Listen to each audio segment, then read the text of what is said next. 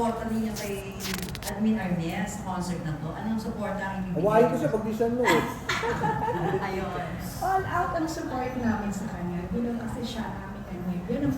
Si admin ang poste ng OWA at ng mga OFWs. Pag malungkot siya, malungkot din kami lahat. Pag happy siya, happy kami lahat. Kaya ganun namin siya kamahal kasi nakikita namin yung dedication niya para sa bayan.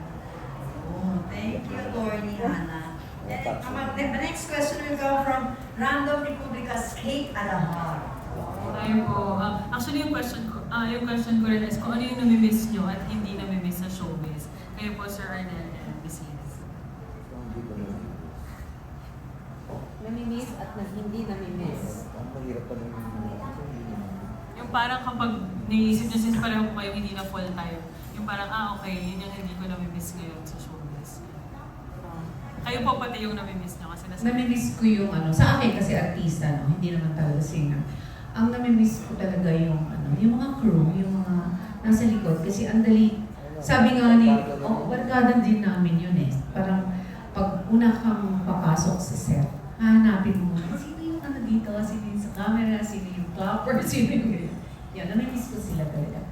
Yung and yung pag-arte, namimiss ko. Although, sa bahay, sobrang arte ako sa asawa ko. So, hindi ko na masasabing namimiss ko. Pero, iba-iba din ang, ang roles ko doon. So, talaga namimiss ko yung showbiz. Ano ito nang wish ka kaya? Wow, okay. Kasi di ba dito yung... Oo. Namimiss ko sa kanya yung napakagandang treatment sa akin at sa lahat. Ano po yung maganda? Yung magandang treatment na pagdating mo, dito ka uupo sa tabi niya. Tapos yung food na ibibigay sa'yo, yung talagang, yung pina-prepare ko na kay Liz Taimbo, kay Miss Liz, ganyan.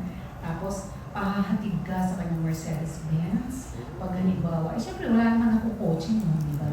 Pahahatid ka, tapos madami talagang ginagawa na kakaiba na ngayon, na nag-artista na ulit ako, ay nag-try ako na mag-artista, syempre wala na yun.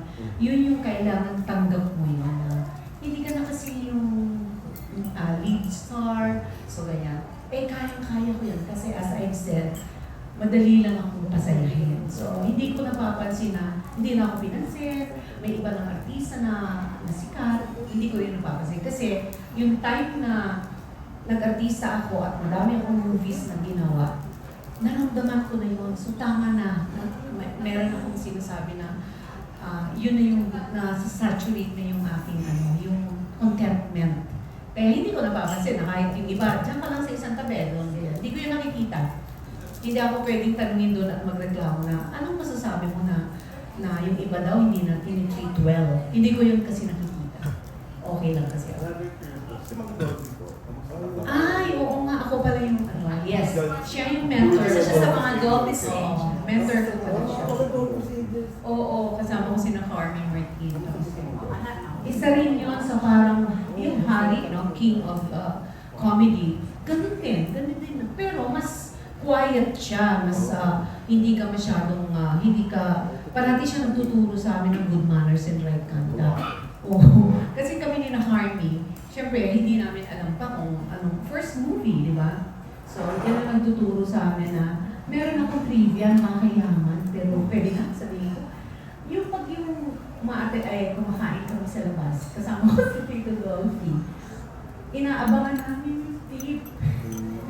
Kasi, nung bata pa kami ni na Harvey, ay ito na ng tip ni Tito Dolphy. Eh, wala kami pamasahe. Parang, sino mauunang po? Si Liz kasi hindi halata, napakainit ng mukha. Ikaw na Liz, yun, medyo babawasan namin yung tip. Hindi. Yung mga restaurant ba yan? Madaming restaurant. Yung gano'n. Ayun, yun yung mga trivia ko sa kanya. Tapos si Dolphy, si Tito Dolphy, talagang ano rin siya, yung parang very caring sa mga tao din. At saka nakikita ko din na although kahit tatahimik siya, pero pag pumasok yung sinasabi niya, yung timing, naku, may hindi matatawanan ang Dolphy.